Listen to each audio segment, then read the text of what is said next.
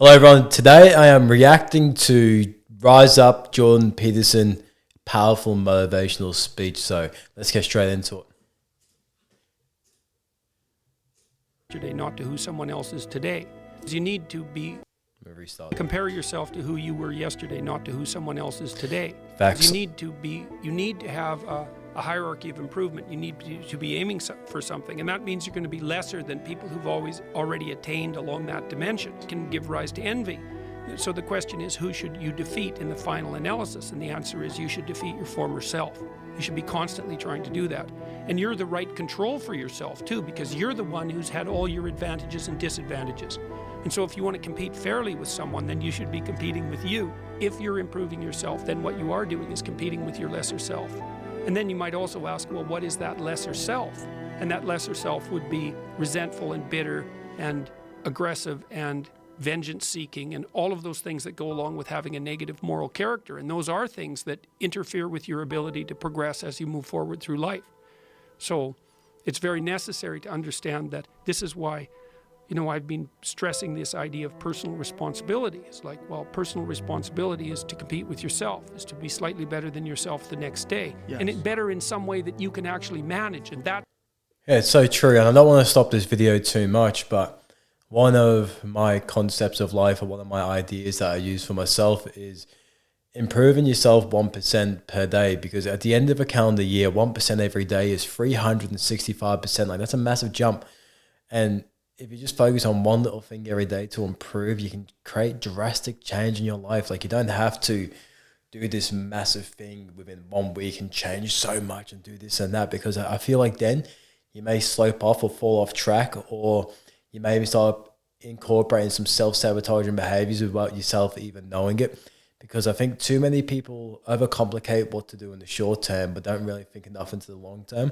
And I really do believe it is that 1% rule every day of just looking something to improve every day compared to who you were yesterday. So that's the idea I believe he's getting at. But let me take it back a little and we can continue the video.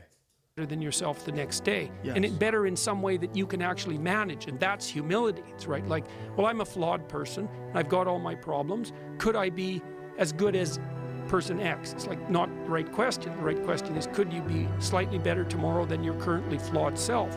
And the answer to that is, if you have enough humility to set the bar properly low, then you could be better tomorrow than you are today. Because what you also have to do is you have to say, well, sorry, I know I don't want to stop this too much, but also with that right there, he's saying don't try and compare yourself to everyone else around you. Instead, compare yourself to who you already were and build on top of that. Because I find a lot of us, especially we see people on social media living a certain lifestyle or doing something of a certain stature, and we want to try and amount that. And then we try and compare our goals to their goals, our values to their values, and we lose track of ourselves. So I think the great thing about what Jordan's saying here is to bring it back within self and look within. Here's all my flaws and my insufficiencies, and the best that someone that flawed and insufficient could do to improve and actually do it is this. And that's not worth going out in the street and celebrating with placards, It's like, well, this is why I tell people to clean the room. So you're not going to brag to someone that you did that. But someone as insufficient as you might be able to manage it. And that means you actually are on the pathway to self-improvement, and you're transcending your former self. And resilience, it's right. Like, look, You're not going to win it. You're not going to score on every shot. Right. Doesn't mean you shouldn't take the shots. Doesn't mean you shouldn't try to hit the goal. Facts. But part of being able to continue to take shots is to have the strength of character to tolerate the fact that in that instance you weren't on top. What's the right way of being in the world, if there is such a thing? And it's not acting according to a set of rules. It's attempting continually to transcend the flawed thing that you currently are. And what's so interesting about that is that the meaning in life is to be found in that pursuit. So I've been laying that out in these discussions too, because I say, well, the fundamental issue is that life is tragic and difficult, very tragic and difficult for everyone. And it's also tainted by malevolence, because no matter how things are tragic and difficult, but there's always some stupid thing that you could do or someone else could do that could make it even worse than it has to be. And so that's life. And you need an antidote to that, because that can embitter you. Constant contact with that, just the tragedy, but the tragedy combined with betrayal and malevolence that makes it even worse, especially if it's self-induced. Okay, so you need something to set against that so you don't get bitter and resentful. Well, what do you set against that? Doing something worthwhile, by your own definition, say. By your own definition. To get the hell out of bed on a terrible day because you've got something good to do. Like what I was saying before, sometimes when we look at people, we can start to adopt their goals and their values. Exactly what he just said right there is so important. By your own definition. That doing something worthwhile, by your own definition, say. You need some reason to get the hell out of bed on a terrible day because you've got something good to do. Well, what's the best thing you can do? Transcend your current wretched and miserable self. There's meaning to be found in that, and and that's a meaning that's associated with responsibility. One of the things that I've been trying to lay out clearly is that life is hard. It's tainted by malevolence and betrayal. That can make you bitter. You need a meaning to offset that. Where's the meaning to be found? Not in rights, not in impulsive pleasure, but in responsibility. You take responsibility for yourself, so you take care of yourself. If you're good at it, you have some excess left over to take care of your damn family. If you're good at both of those, then you have some excess left over to take care of your community. Those are heavy burdens. You pick up the burdens, you find that's meaningful. The best way to pick up the burden is to continually improve yourself. And that's where the meaning is to be found. And so that meaning is in the continual self-transcendence. That's letting your old self die and the new self be reborn. Even if things are going really well for you now, there's going to be a time in the future where things are rough. You know, you're going to be ill, family member's going to be ill, a dream is going to fall apart, you're going to be uncertain about your employment status. Like the flood is coming, right? The apocalypse is coming. It's always the case in life. And you have to be prepared for it. And the question is how to prepare for it. And the answer to that is to find a way of being that works even under the direst of circumstances. That's the issue. That's so true, because especially like within today's world, when we talk about mental health and mental wellness and looking after yourself in terms of like the internal, I think a lot of people can misunderstand the meaning of doing like self-care routines or doing practices that really strengthen your mindset and build resilience and do all these great things for you, because some people have a bit of recency bias and they may think life is really good at the moment. I don't need to do anything that will be a self-care routine, or I don't need to do anything that could serve me in the long run, because right now things are good. But like Jordan's saying here, potentially one day you may get ill, potentially one day a family member may get ill, or your job status may get uncertain. Like there's so many different things that can happen in life. And I know he's not meaning to say this to a point where you're going to have anxiety thinking about the future. What I believe he's saying here is to make sure you are doing the things on a day-to-day basis so that when these challenges arrive in your life, you have the characteristics already to cope and deal with those challenges in life. Because if challenges in life just arise and we don't have the characteristics to really deal with it, it's going to be really hard to overcome and to deal with those challenges. But if we start putting the practices in today and start building our own character, start building our own mindset and our own ability to cope and overcome challenges in life, I guarantee for when those days do come that we don't want to come, we'll be able to manage it a lot better than if we didn't do these practices daily. So I believe that's what Jordan's getting at here, and I love it. I love this message. Circumstances. That's the issue. You've got the possibility to slowly raise yourself out of the mire. You've got the possibility to do just what the fighter does when he's defeated, which is to say, well, regardless of the circumstances that might have led to my defeat, like even if there were errors on the part of the referee, this is no time to whine about it. This is a time to take stock of what I did wrong so that I could improve it into the future. And that's the right attitude. The point is, your best strategic position is, how am I insufficient and how can I rectify that? That's what you've got. And the thing is, you are insufficient and you could rectify it. Take accountability. Both of those are within your grasp. If you aim low enough, it's like, well, I don't know how to start improving my life. Someone might say that. And I would say, well, you're not aiming low enough. There's something you could do that you are regarding as trivial, that you could do, that you would do, that would result in an actual improvement. But it's not a big enough improvement for you, so you won't lower yourself enough to take the opportunity. Aim low. And I don't mean don't aim, and I don't mean don't aim up. But you have to accept the fact that you can set yourself a goal that you can attain. And there's not going to be much glory in it to begin with. Because if you're not in very good shape, the goal that you could attain tomorrow isn't very glorious. But it's a hell of a lot better than nothing, and it beats the hell out of bitterness, and it's way better than...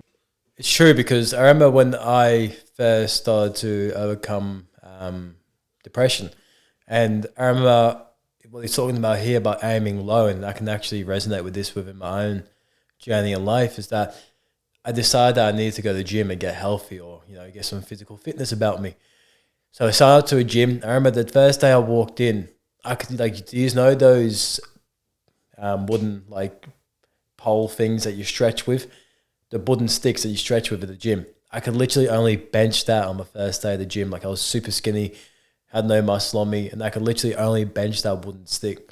But by showing up and even doing that in the first place, then got me to a point where I could even lift like 10 kilo dumbbells, and 20, then 30, then 40, then more, like, you know.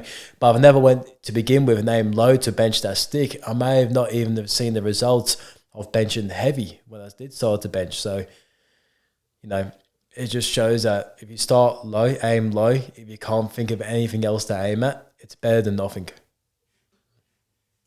Than nothing, and it beats the hell out of bitterness, and it's way better than blaming someone else. It's way less dangerous, and you could do it. There's a statement in the New Testament. It's called the Matthew Principle, and economists use it to describe how the economy in the world works. To those who have everything, more will be given. From those who have nothing, everything will be taken. It's like what's very pessimistic in some sense, because it means that as you start to fail, you fail more and more rapidly. But it also means that as you start to succeed, you succeed more and more rapidly. And so you take an incremental step, and, well, now you can lift 55 pounds instead of 52.5 pounds. You think, well, what the hell's that? It's like, it's one step on a very long journey. And so it starts to compound on you. So a small step today puts you in a position to take a slightly bigger step the next day. And then that puts you in a position to take a slightly bigger step the next day. You do that for 2 or 3 years, man, you're starting to stride. Build momentum. You know, I have so many people coming up to me now. They say, look, I've been listening to your lectures, and I've been developing a vision for my life, and I've been trying to take responsibility, and I've been trying to tell the truth, and things are way better. And so that's absolutely perfect. It's the right way forward as far as I'm concerned. And those are people who, they took stock of themselves. They said, I'm in a dark place, and I'm a dark person, and here's some things that this dark person in this dark place could do. Little things that they could actually do. I'll clean up my damn room. I'll make my bed. I don't know how many people have come and told me. It's so strange. They said, well, I started making my bed, and that made all the difference. It's like, well, yeah, you decided to aim up, man. And the first concrete instantiation of that was that you made your bed. And you think, well, that's nothing heroic. It's like, no, but aiming up is heroic. That's something. And then lowering yourself to the point where you're not above the mess in your room. You know, you're not superordinate to that. You lower yourself so that you straighten up. You're grateful for what you have right in front of you, and you take care of it and you put it in order. It's like all of a sudden things start to get better. And it's so wonderful to be doing this tour, because I see, so that's what this tour has been about for me. It's not political. I never talk to people after the talks, for example. I talk to about 150 people a night. We never talk about anything political. It's always this. I wasn't doing very well. I'm putting my life together. I'm getting along better with my father. I'm getting along better with my wife. I'm getting along better with my kids. I've got some meaning in my life. Thanks a lot. It's way better. It's like, yes, that's the right thing. The self-esteem movements and all of that will accept yourself the way you are. It's like, no, because you need a trajectory. And one of the things that I think, one of the reasons that audiences are responding to what I've been saying in my lectures and what I've been writing about is that I don't tell people that they're okay the way they are. No, I say, no, you could be way more than you are. And they're relieved about that, you see, because if you're in a dark and terrible place and someone says you're okay the way you are, then you don't know what to do about that. It's like, no, I'm not. I'm having a terrible time, and I'm hopeless. You're okay the way you are. Well, then what? That's it? That's where I am? And what do you want to tell a young person? You're 17. You're okay the way you are. It's like, no, you're not. You got 60 years to be better, and you could be way better. You could be incomparably better across multiple dimensions. And in pursuing that better, that's where you'll find the meaning in your life. And that will give you the antidote to the suffering. You have to impose order. People have asked me in my book why I wrote it as an antidote to chaos, because, well, there isn't anything technically wrong with chaos. Chaos is a place of great potential. Well, the question is, what's the proper balance between chaos and order? Chaos, potential, and order. Well, the answer is, look, when you're a kid, you're all potential. It's chaotic potential. It can manifest itself in any number of ways. Facts. Maybe you don't want to give that up. So you're like Peter Pan. You want to be a kid forever because you don't want to give up the potential. And you look out in the world and all you see are Captain Hooks, who've lost a hand, who are chased by death, because that's the clock in the crocodile. It's already got a taste of him. He's terrified by death and he's a tyrant. Well, I don't want to grow up to be that. So I won't be disciplined at all. Well, that's no good, because the way the potential transforms itself into actuality is through discipline. And so then you, as you said, this is the trick though. You have to pick a path of discipline. What path of discipline you have to pick is a different issue. You have to discipline yourself. And the issue is, well, how? That's not really the relevant question. You can pick a disciplinary path. That's why I often tell my clients, especially young people, they say, well, I don't know what to do. It's like, that's okay. Nobody does. Go do something. Do the best. Because you hear that all the time. Like, a lot of people just say, I don't know what to do. And I love that. Like, you don't have to know. Like, just do something. Along that journey, you will find the path. But you got to start with just doing something. If you just sit around, keep saying, I don't know, before you know it, 10 years have gone by. But instead, just put yourself out there and give things a good crack. And the good example is with me. In my journey, I got expelled from school in year 11. And I was at a point in my life when I was about 19 where I didn't know what I wanted to do. I had no idea. So what I did is I ended up enrolling in TAFE, which is in Australia, but it's a way that you can do like year 12 outside the school. So I finished off my high schooling at TAFE, and through there I picked multiple subjects. So I picked like maths and English because they were mandatory. I picked biology and also psychology because I thought, I might as well just learn a couple of things that may interest me. And then through doing psychology, by doing that session of psychology through TAFE, it then made me really interested and curious around mental health. And for me, that's where my passion started for mental health. I didn't go to TAFE because I had an idea what I wanted to do. I went to TAFE just to do something in the hope that I will find something that will align with me. And I'm very grateful that I did find that quickly. And for some people, it may take a bit longer, but it started that action. Like, you just got to start. But I'll let Jordan explain it because he's better than me explaining things. Yeah. That's why I often tell my clients, especially young people, they say, well, I don't know what to do. It's like, that's okay. Nobody does. Go do something. Do the best thing that you can think of. Put the best plan you have into practice. It's not going to be perfect, and it will change along the way. But it will change partly because you become disciplined pursuing the path. And as you become disciplined, you become wiser. And as you become wiser, you become able to formulate better and better plans. So you can start vaguely and confused and develop a plan that's not so great, and you start to implement it, and then you accrue incremental wisdom as you implement your flawed plan, and that enables you to fix the plan. Imagine you only have $100,000 to go buy a house.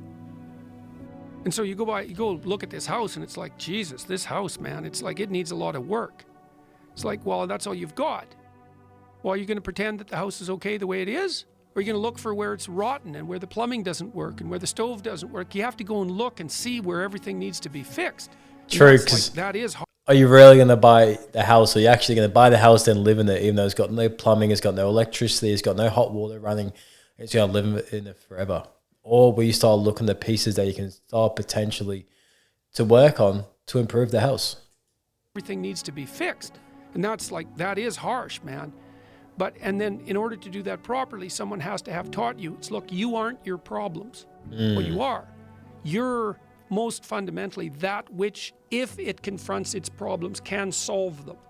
And that's the hero myth in a nutshell, by the way. The hero is the person who confronts horrible, chaotic potential and tames it and makes something of it, right? That's the fundamental human story. But the problem is that you have to face what you don't want to face in order to fix it. Yeah. And so you look at all the things about yourself that need to be burned off, that need to be dispensed with. And that, man, especially at the beginning, especially if you're screwed up, that might be like 95% of you just has to go up in flames. And it's painful. Even some of that stuff that you have to burn off doesn't want to die. And it'll scream in agony while you're burning it off. It's not pleasant. But if you know that you're the thing that can transcend your problems, most fundamentally, if you know you're the thing that, if it faces the problems, can transcend them, then you have the faith that would enable you to take stock of who you are. We had people write about their ideal future and also to put in measurement strategies. It's like, okay, here's your ideal future. Here's how you're going to break it into goals. Here's how you're going to mark progress towards those goals. Because you've got to be playing a fair game with yourself, right? Because when you make progress, you want to reward yourself. So you have to identify what the progress is and you have to reward it. The consequence, identify we the had progress. people write a future plan for only an hour when they came for their school orientation in the summer before going to, it's a community college. And it dropped the dropout rate among young men by 50%. Wow. And it's, yeah, no kidding, 50%, yeah. And what that meant was, to me, just think about that. What that means is that these kids had been educated for 12 years and no one had ever sat them down and said, okay, what the hell are you doing and why? And why? And how are you going to get, like, where do you want to go? Why do you want to get there? How are you going to get there? How are you going to mark your progress? They've never walked them through that exercise. You walk people through that exercise just to get them to do that increases the probability that they'll stay on track by 50%. Whew. Wow, that was powerful. Before we finish this video though, please follow Inspired Nation. I believe they are the ones that did do the edit for this video. And also follow Jordan Peterson as well, because that was a great motivational speech that he put together there. And I really hope in this video I brought some peace into your life, or a bit of motivation, or anything that brought some positivity into your life. So, but if you like these reactions, let me know what other videos you'd like me to react to of this same nature. Also, if you could please like and subscribe as well, it means a lot. But thank you for tuning in.